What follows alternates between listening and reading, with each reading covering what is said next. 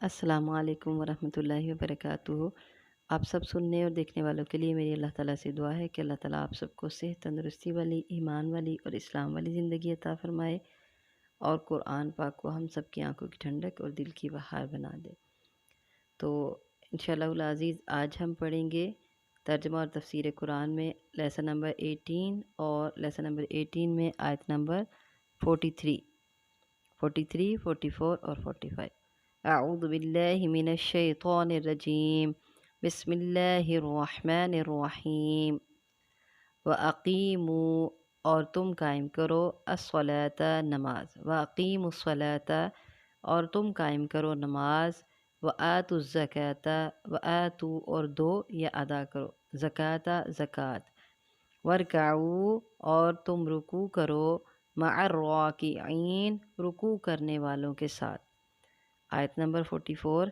اتأمرون، یہ حرف استفہام ہے، اس کا ترجمہ اسی میں کریں گے، استفہامیہ، کیا، تأمرون، تم حکم دیتے ہو، الناس، لوگوں کو، اتأمرون الناس، کیا تم حکم دیتے ہو لوگوں کو، بالبری، نیکی کا، وتنسون، اور تم بھول جاتے ہو، انفسکم، اپنے آپ کو یا اپنے نفسوں کو، وَأَنْتُمْ، اور حالانکہ تم، تتلون، تم پڑھتے ہو، الکتابہ، کتاب، وَأَنْتُمْ تتلون الکتاب، اور حالانکہ تم پڑھتے ہو کتاب، کیا، پس، یا تو، لا تعقلون، تم نہیں سمجھتے، تم عقل نہیں رکھتے، وَاسْتَعِینُوا، آیت نمبر 45 ہے، وَاسْتَعِینُوا، اور تم مدد طلب کرو، بالصبر، صبر کے ساتھ، والصلاۃ، اور نماز کے ساتھ،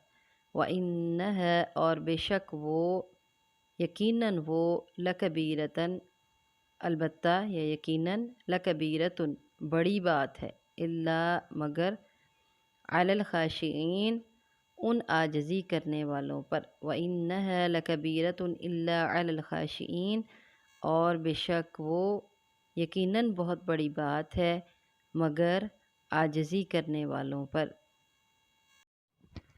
جی، تو آگے آیت نمبر 43 میں ہم نے دیکھا کہ بات چل رہی تھی نماز کی اقامت کی، تو یہاں نبی کریم صلی اللہ علیہ وسلم کی ایک حدیث میں بیان کرنا چاہوں گی کہ آپ صلی اللہ علیہ وسلم نے ارشاد فرمایا کہ میں یہ چاہتا ہوں کہ میں لوگوں کو نماز کی اقامت کہی جائے، اور میں لوگوں کو، ایک آدمی کو آگے کروں، وہ نماز پڑھائے، بلکہ اس سے پہلے یہ الفاظ ارشاد فرمائے، اس ذات کی قسم جس کے ہاتھ میں میری جان ہے، میں نے ارادہ کیا کہ میں لوگوں کو حکم دوں، وہ اکٹھے ہوں، اور پھر نماز کا حکم دوں، نماز کی اقامت کہی جائے، ایک آدمی کو جماعت کروانے کے لیے کہوں، اور میں خود کچھ آدمیوں کو لے کے جاؤں جن کے پاس لکڑیوں کے گٹھے ہوں، اور جو لوگ اپنے گھروں میں بیٹھے رہتے ہیں، نماز کے لیے مسجد میں حاضر نہیں ہوتے، ان کے گھروں کو، ان کے گھروں کے سمیت جلا دوں۔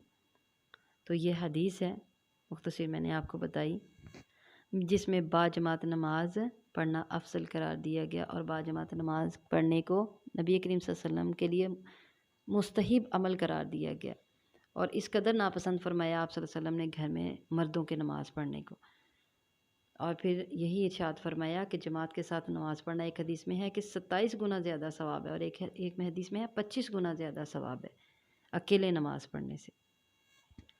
اللہ تعالیٰ نے اپنے حد بتائے پچھلی آیات میں، جو ہم نے دیکھا کہ پہلا کیا تھا، نبی صلی اللہ علیہ وسلم پر ایمان لے آؤ، قرآن پر ایمان لے آؤ، اور دوسرا کیا ہے، نماز قائم کرو، زکوٰۃ ادا کرو، اور رکوع کرنے والوں کے ساتھ رکوع کرو۔ پھر اگلی آیت میں اللہ تعالیٰ ارشاد فرماتے ہیں، تَأْمُرُونَ النَّاسَ بِالْبِرِّ وَتَنْسَوْنَ أَنفُسَكُمْ، کیا تم لوگوں کو نیکی کا حکم دیتے ہو اور اپنی جانوں کو بھول جاتے ہو؟ یہود و نصارہ کو مخاطب کیا گیا، لیکن اس سے مخاطب سارے مسلمان بھی ہیں۔ یہود و نصارہ کی کیا بات تھی؟ تورات اور انجیل میں لکھا ہوا تھا کہ نبی کریم صلی اللہ علیہ وسلم آئیں گے، وہ لوگوں کو تو دعوت دیتے تھے کہ تورات میں اللہ کا یہ حکم ہے، انجیل میں اللہ کا یہ حکم ہے، لیکن اپنی جانوں کو اس طرح بھول جاتے تھے کہ اس میں جو نبی کریم صلی اللہ علیہ وسلم کے بارے میں اللہ کا حکم تھا، اس پر خود عمل نہیں کرتے تھے۔ لوگوں کو دعوت دیتے تھے کہ تورات میں یہ اللہ کا حکم ہے، یہ عمل کرو، یہ نیکی کا کام ہے، یہ کرو، اس برائی سے منع کیا گیا، اس سے باز رہو۔ لیکن جب اپنی باری آتی تو تورات اور انجیل میں یہ بھی لکھا ہوا تھا کہ محمد صلی اللہ علیہ وسلم آئیں گے، وہ نبی ہوں گے، اور پر ایمان لے آنا، اور قرآن ہوگا اس پر ایمان لے آنا، اور نبی کریم صلی اللہ علیہ وسلم کی شریعت پر ایمان لے آنا اور ان کی شریعت کو اپنا لینا۔ لیکن جب اپنی باری آتی تھی تو وہ اس پر عمل نہیں کرتے تھے۔ اس کے علاوہ اور بھی بہت سے معاملات میں لوگوں کو حکم دیتے لیکن خود عمل نہیں کرتے تھے، اور آج کے ہمارے بہت سے علماء اور ملا لوگ جو ہیں ایسے ہیں جو لوگوں کو دعوت دیتے ہیں لیکن خود اس پر عمل نہیں کرتے۔ اللہ تعالیٰ ارشاد فرماتے ہیں اور خود کتاب پڑھتے ہیں، وَأَنْتُمْ تَتْلُونَ الْكِتَاب، خود کتاب پڑھتے ہیں، أَفَلَا تَعْقِلُونَ، کیا بس سمجھتے نہیں ہیں اس بات کو؟ تو خود پڑھتے ہیں کتاب لیکن اس کے باوجود لوگوں کو دعوت دیتے ہیں اور خود عمل نہیں کرتے۔ تو ایسے اس کا یہ مطلب نہیں ہوگا کہ ہم اگر خود عمل نہیں کر رہے تو ہم دوسروں کو نہیں بتائیں گے، پھر اس کا دوہرا گناہ ہوگا۔ ایک بندہ خود بھی عمل نہیں کر رہا اور وہ دوسروں کو بھی نیکی کرنے کا حکم نہیں دے رہا۔ تو دوسرا یہ ہے کہ میرا اپنا یہ ایکسپیرینس ہے کہ جب ہم کسی کام میں کوتاہی کرتے ہیں، سستی کرتے ہیں، لیکن جب ہم دوسروں کو اس بات کا حکم دے رہے ہوتے ہیں، دوسروں کو اس نیکی کے کام کرنے کا کہہ رہے ہوتے ہیں اور اس برائی کے کام سے باز رہنے کا کہہ رہے ہوتے ہیں، تو ہمارے اندر ایک نفس ہے جو ہمیں اس بات پہ آمادہ کرتا ہے اور ہمیں اس بات پہ ملامت کرتا ہے کہ تم دوسروں کو تو کہتے ہو، خود عمل نہیں کرتے، اور دیکھو اس کی کتنی بڑی سزا ہے۔ جب ہم دوسروں کو کہتے ہیں تو ہمارے دل کے اندر یہ جستجو پیدا ہوتی ہے کہ میں خود بھی اس سے بچوں، جب میں کام دوسروں کو کہہ رہی ہوں نہ کرو، اور جب میں کرنے کا کہہ رہی ہوں میں خود بھی وہ عمل کر لوں۔ تو اس لیے اس بات کو سامنے رکھ کے امر بالمعروف و نہی عن المنکر کو نہیں چھوڑنا چاہیے کہ میں دوسروں کو بھی نہیں کہوں گی جب تک میں خود عمل نہیں کروں گی۔ بعض لوگوں کے اندر یہ چیز دیکھی ہے، پھر وہ ساری زندگی گزر جاتی ہے، سستی میں رہتے ہیں، کوتاہی میں رہتے ہیں، نہ وہ خود عمل کرتے ہیں نہ وہ دوسروں کو کہتے ہیں۔ بعض مدرسوں کے پڑھے ہوئے علماء بھی ایسے ہوتے ہیں، پورا پورا پڑھ لیتے ہیں لیکن وہ دوسروں کو امر بالمعروف و نہی عن المنکر کے بارے میں نہیں کہتے۔ جب ہم کہیں گے تو ہمیں پتہ چلے گا کہ اللہ تعالیٰ کا کیا حکم ہے، اور یہ حدیث آپ کے سامنے میں رکھ رہی ہوں۔ نبی کریم صلی اللہ علیہ وسلم نے ارشاد فرمایا قیامت کے دن ایک آدمی کو لایا جائے گا، اسے جہنم میں ڈال دیا جائے گا، اس کی انتڑیاں آگ میں نکل کے ڈھیر ہو جائیں گی، وہ آدمی ان کے گرد گھومنے لگے گا، ایسے گھومے گا جیسے گدھا اپنی چکی کے گرد گھومتا ہے۔ جہنم والے، آگ والے اس کے گرد جمع ہو جائیں گے اور اس سے پوچھیں گے اے فلاں تیرا کیا معاملہ ہے، کیوں تجھے یہ سزا دی جا رہی ہے؟ کیا تو ہمیں نیکی کا حکم نہیں دیتا تھا اور ہمیں برائی سے منع نہیں کرتا تھا؟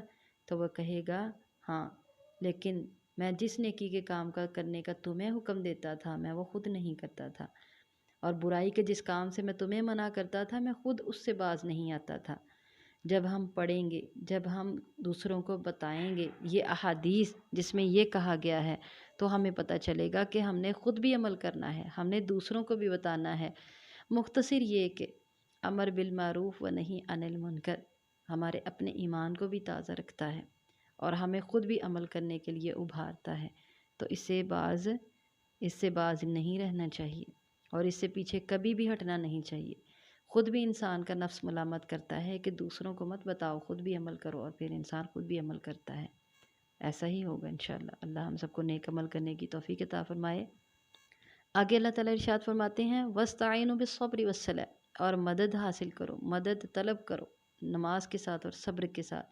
اور نبی کریم صلی اللہ علیہ وسلم کا بھی یہی طریقہ تھا، کسی بھی مشکل اور پریشانی میں صبر کے ساتھ اور نماز کے ساتھ ہی صبر حاصل کرتے، مدد حاصل کرتے۔ اہل علم کا کہنا ہے کہ صبر 3 قسم پر ہوتا ہے۔ پہلے کس پر صبر کیا جاتا ہے؟ مصیبت پر صبر کرنا۔ دوسرا صبر کس پر ہے؟ اللہ تعالیٰ کی اطاعت پر صبر کرنا۔ کس طرح؟ صبح صبح سردیاں آ رہی ہیں، صبح صبح اٹھنا اللہ کی اطاعت کے لیے، اللہ کی اطاعت میں صبح فجر ٹائم اٹھنا، اٹھ کے ٹھنڈے پانی کے ساتھ، آج کل تو خیر ٹھنڈے نہیں ہوتے اور بعض جگہوں پہ ہوتے بھی ہیں، ہر کسی کے گھر گیزر بھی نہیں ہے، بعض اوقات تو یوں ہوتا گیس بھی نہیں آ رہی ہوتی، تو اب ٹھنڈے پانی کے ساتھ اٹھ کے وضو کرنا، غسل کرنا، نماز پڑھنا، یعنی اللہ کی اطاعت پر صبر کرنا۔ جب اللہ کی اطاعت پر صبر کریں گے، جب اللہ کی اطاعت میں آ جائیں گے تو لوگوں کی باتیں بھی سننی پڑیں گی، ان پر بھی صبر کرنا۔ تو اللہ کی اطاعت پر صبر کے ساتھ ڈٹے رہنا، اپنے آپ کو روکے رکھنا، اگر فجر کے وقت اٹھنا مشکل ہے لیکن اللہ کی اطاعت میں ہر روز اٹھنا ہے، اٹھ کے نماز پڑھنی ہے انشاءاللہ۔ اللہ کی اطاعت میں روزے پورے رمضان کے رکھنے ہیں انشاءاللہ، چاہے رکھنے مشکل لگ رہے ہیں۔ اگر پردے سے لوگ باتیں کر رہے ہیں لیکن پردہ انشاءاللہ میں نہیں چھوڑوں گی، کروں گی۔ اپنے آپ کو اس بات پر تیار کرنا، صبر کرنا اس بات پر، لوگوں کی باتوں پر۔ پہلا صبر کس پر ہے؟ مصیبتوں پر، آزمائشوں پر صبر۔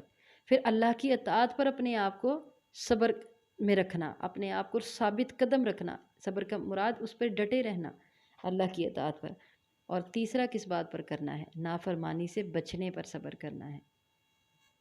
تو نماز کے ساتھ اور صبر کے ساتھ ہی ہر مشکل حالات میں مدد طلب کرو۔ وَإِنَّهَا لَكَبِيرَةٌ، اور بے شک یہ البتہ بڑی بات ہے مگر عاجزی کرنے والوں پر۔ عاجزی کرنے والوں پر اس آیت کا جو ہے یہ اگلی آیت کے ساتھ اٹیچ ہے، وہ کون لوگ ہیں؟ عاجزی کرنے والوں کے لیے یہ ایک مشکل کام نہیں ہے۔ اس کے علاوہ اگلی آیات میں ہم پڑھیں گے کن کن لوگوں کے لیے یہ مشکل کام نہیں ہے، صبر اور نماز کے ساتھ مدد حاصل کرنا۔ اور ویسے بھی نماز پڑھنا اور صبر کرنا یہ ایک مشکل کام ہے، لیکن یہاں سے یہ بھی پتہ چلتا ہے کہ عاجزی کرنے والوں کے لیے نہیں ہے۔ تو اگلی آیت جب ہم پڑھیں گے تو انشاءاللہ مزید اس کی ڈیٹیل جو ہے وہ کر لیں گے۔